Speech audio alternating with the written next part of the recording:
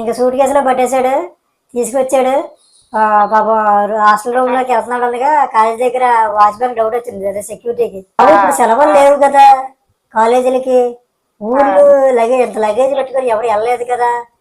అంటే నేను పుస్తకాలు అయ్యి ఉన్నాయి, ఇందులో వస్తువులు ఉన్నాయి, సరుకులు ఉన్నాయి, చాలా విలువైన సరుకులు.